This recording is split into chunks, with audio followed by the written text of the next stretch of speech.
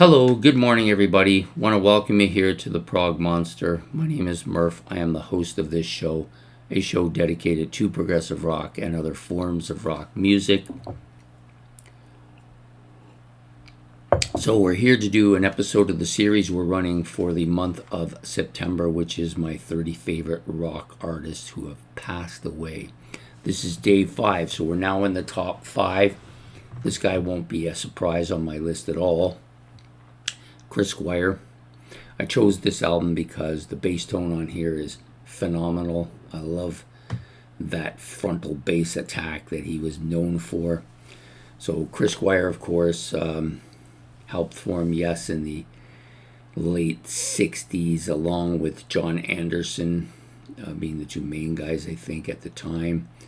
They put the band together and they moved forward. The band changed different personnel throughout the band, but eventually came up with a startlingly great sound.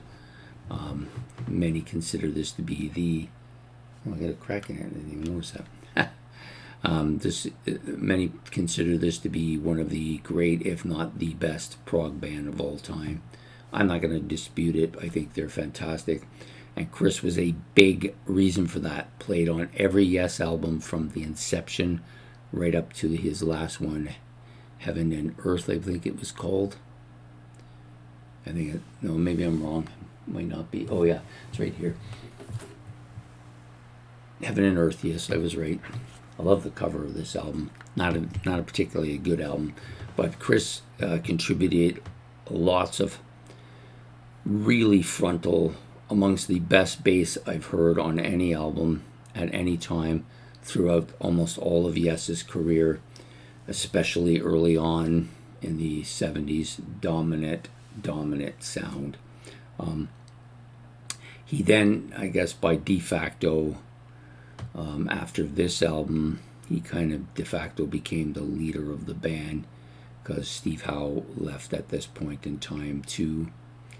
Actually, Wakeman and Anderson left on Tormato, and then the band broke up after this, and he reformed it.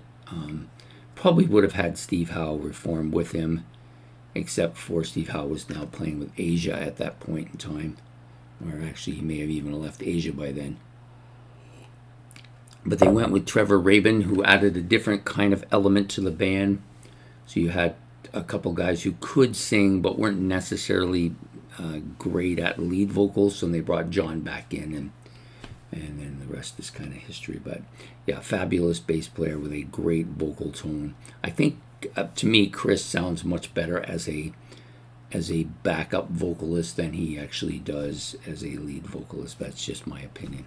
Anyways, I hope you've enjoyed this episode of my 30 favorite rock artists who have passed away. Please hit the like and subscribe. If you want, you can talk about Yes or about Chris Squire in the comment section below, or if you want to just leave your own pick for today, you can do that as well. And we will be back tomorrow.